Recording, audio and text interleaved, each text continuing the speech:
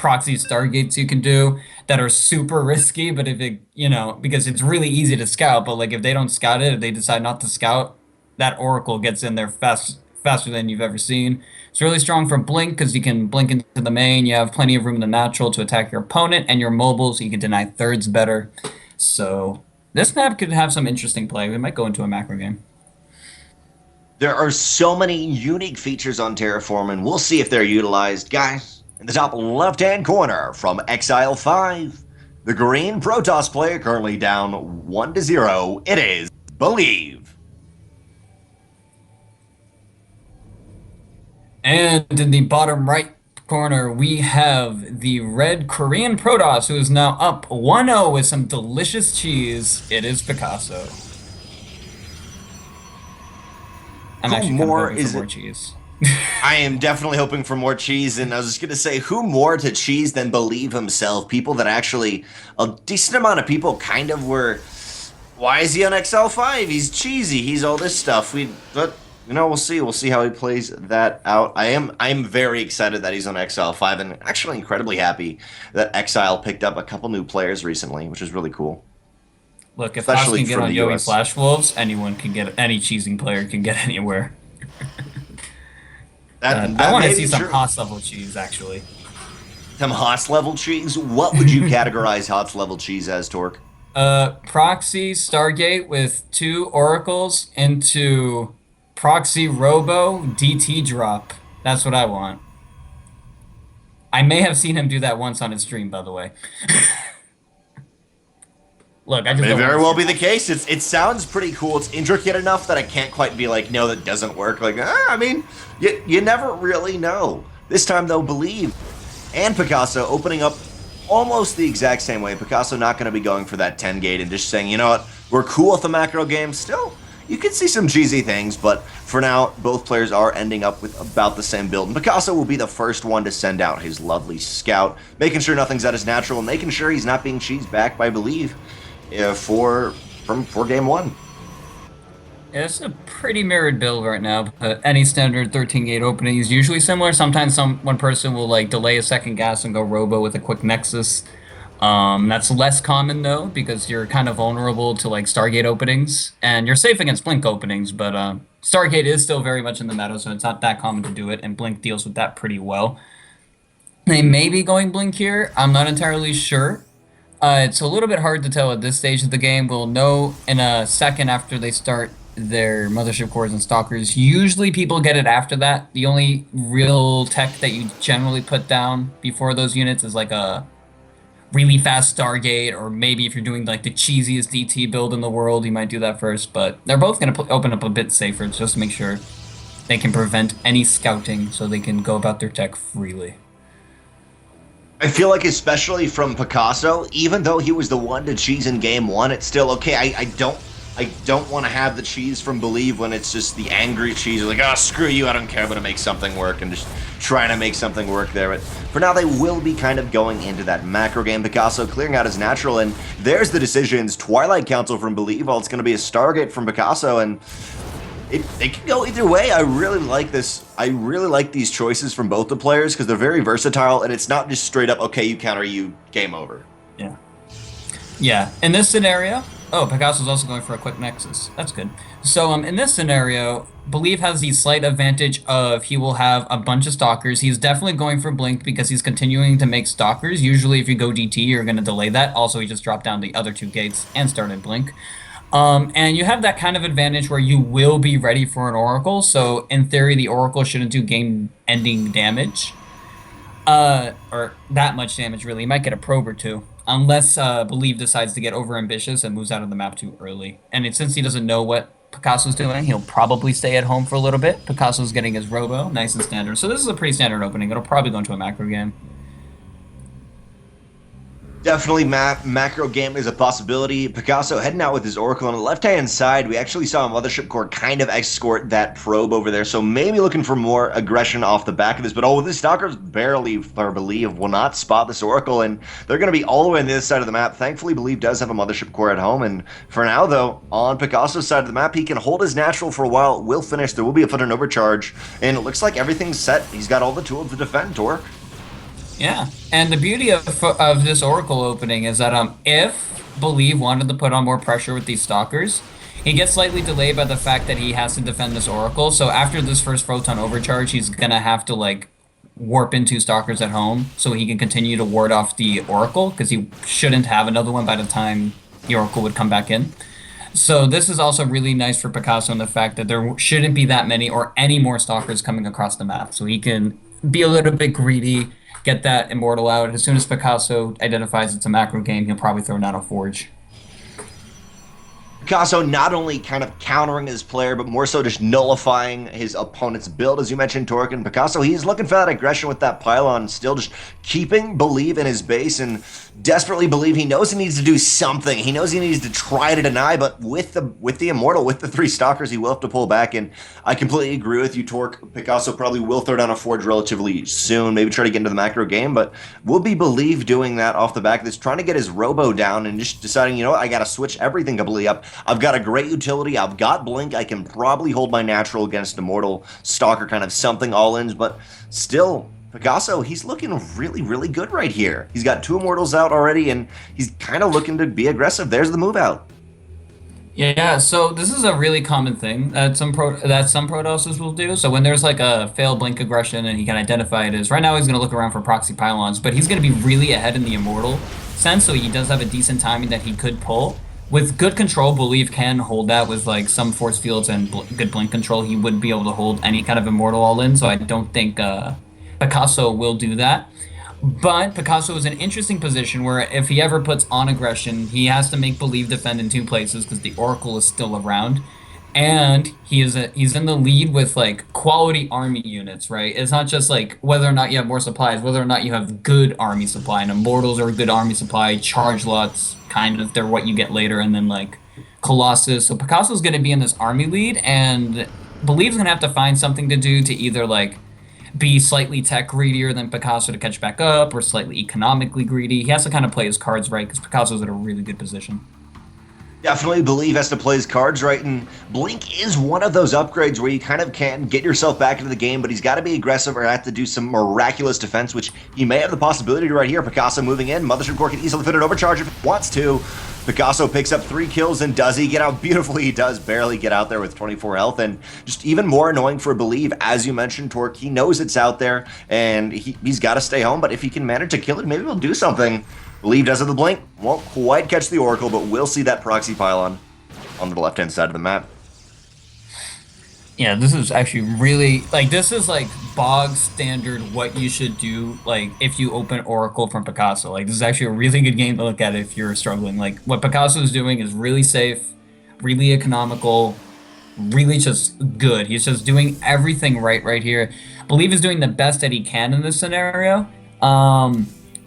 I think he could have, if he was a little bit more into it, he could have definitely put a little bit more blink pressure. Right now he can't. He's in a bit of a position, like, he could do a risky blink into the main to try to get pros. That's not necessarily a good idea with the amount of mortals on the map, so Believe is kind of forced into this passive game, kind of playing from behind. So Picasso has this really nice advantage. Now, if Believe had kept his Stalkers at home initially and killed that Oracle, this would be a completely different game. But here it's just really standard, really simple, macro long PvP. Easily, if Believe would have been able to get that, he could have a beautiful counterattack off the back of that. Now, actually, that Oracle will pick up a sentry right there. I always love when Oracles do that. It's just the most annoying thing ever, because you don't think about it until it's in there. Like, I mean, why not? And that Oracle even gets out, and getting on later into the game, it's got enough energy for Revelation if it wants to, just giving Picasso even more help in these ground battles, which he's already pretty darn favoring here. Back at home, adding 3 gates on, getting Twilight Council of his own, and actually adding even more than 3 gates in total currently out on the map. There are, if I can do my math, there are only 5, but still, he does have a beautiful army if he wants to attack, but as you mentioned, Torkk, it's kind of just better for him, you know, sit back, macro up, and when it comes to Colossus versus Colossus, I kind of just win. Yeah, so a really interesting thing is that they are even on Colossus, but Picasso has 2 more Immortals, and that's a lot bigger than it just sounds, because Immortals just do so much, like, burst damage versus Protoss armies, because almost everything that's relevant outside of charge lots are armored. So like these Immortals will dish out a lot of extra damage, and since they're even on Colossus, but he's slightly above on Immortals, he will be able to take favorable trades as long as he's in a decent position. You can always get caught horrifically out of position in PvP and just straight up lose a fight you shouldn't have. So Picasso still does have to be careful because of the nature of how positional this matchup is.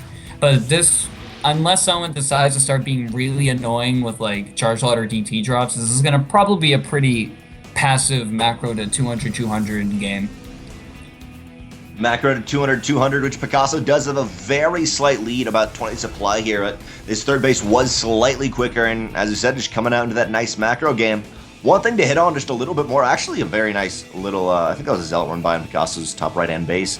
Currently, Believe does have a pile in the top right-hand corner, providing him a little bit more harassment capabilities, and as you said, he's playing everything out perfectly. He's constantly Phoenix hallucinating, making sure he knows exactly what's going down, and actually sees the High Templar from Believe, confirms everything in the third base. Obviously, he knew about it, but just saying, what is there, and sees the relatively even Colossus count, but the army not even necessarily favoring Believe, but that composition, as you were saying, with just 2 extra Immortals, that's 110 extra DPS against Armored. That'll shred through the Colossus of Believe. Currently, both players are on +2.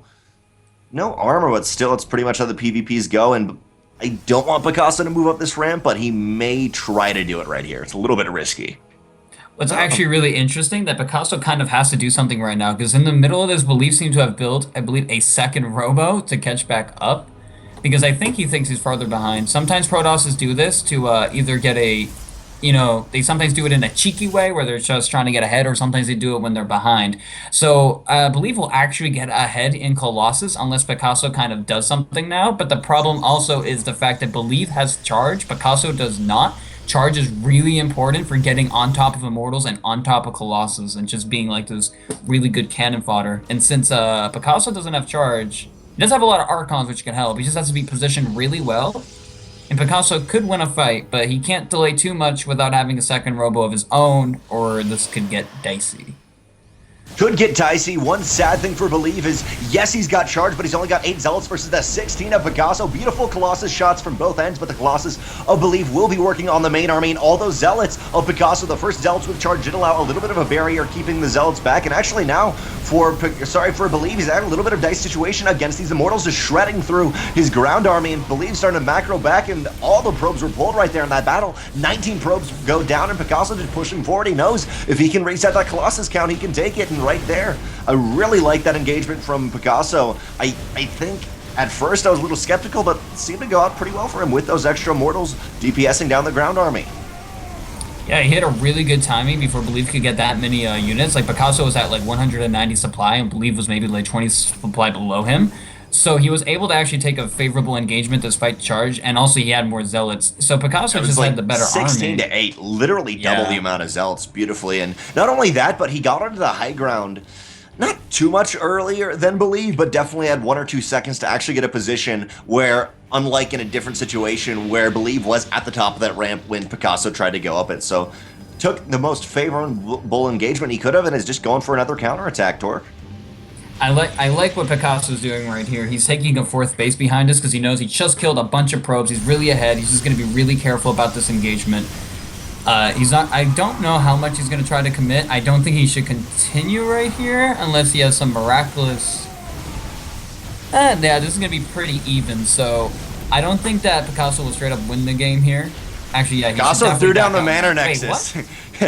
Picasso throws down that Manor Nexus. Actually, he's on full retreat right here. It was even, but with the defender's advantage of just a couple more Warpins, it worked out for Believe. And I guess for Picasso, you could like throw that together to be like, maybe it'll take up some damage, but loses 100 minerals right there, is on full retreat back home, and Believe by no means has got himself in a win, but you see in the top right, Believe has got a pylon right there easily once Picasso finishes that Nexus. I guess Picasso will see it when the Nexus finishes, but could be a Zealot Warpin, something of this sort. We did see a very early Twilight from Believe. I'd love to see a DT Shrine just getting into this later macro stages of the game, but even though Picasso had to pull back, he still, as we were talking about, Torkk took out, I think it was like 20 workers, something like that, in that early first engagement.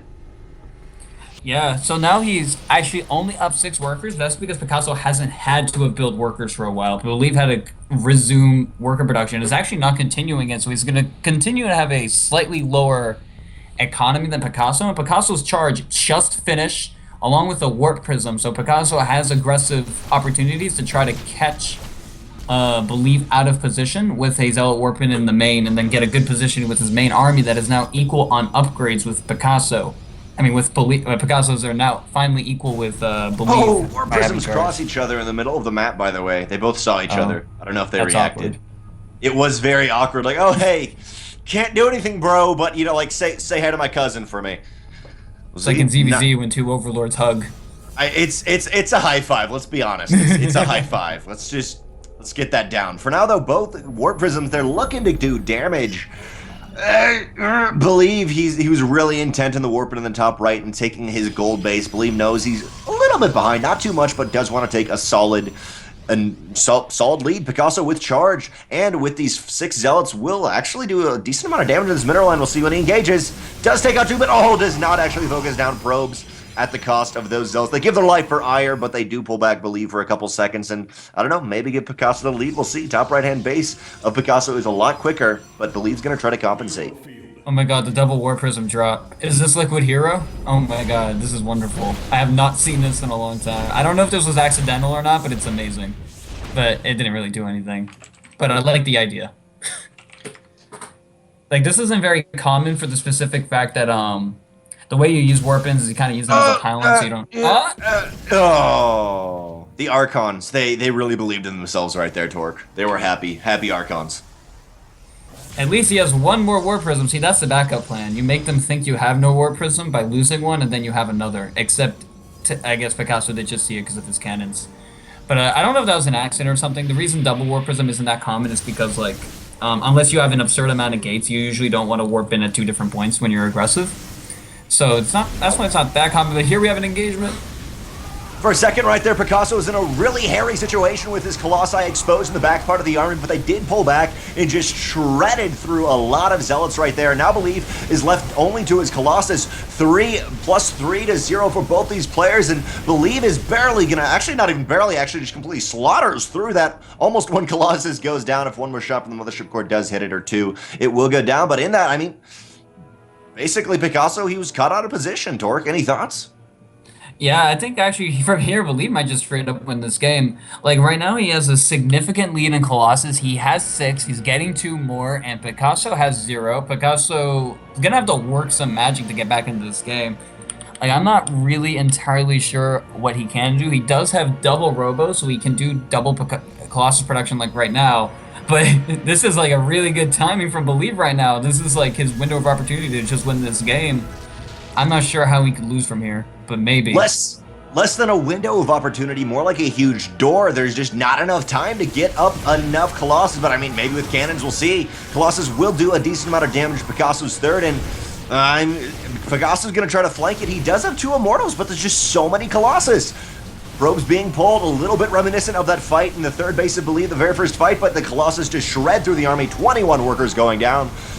6 Colossus to 2, and the 2 Colossus of Picasso will be flanked, and there's the GG. Believe takes game 2, evening up 1-1. Yeah, it all comes down to PvP. Like one bad engagement can straight up lose you the game, no matter how good of a position you were in most of that game. You know, what I think Picasso was really down under was that his charge was was actually a decent amount slower than Believes, and his +3 was slightly slower, but he did have Archons faster. So he was in a really good position in all that game. And at the end, he kind of evened out, but as soon as he took that one horrific engagement, it was just GG. Like that's like one of the frustrating things about PvP. I think this is a very common thing in all the mirror matchups, really. Once you get like that late game scenario, it becomes like this pure positional, careful play they have to do. You have to get your Colossus in a decent arc. You have to make sure your Zealots are in the front and your Archons, and keep your Immortals nice and tucked behind. You want to make sure that the Zealots aren't getting on top of your Colossus. You have to be really careful. And just one slight mistake just turns the game to the other person's favor, and it just snowballs.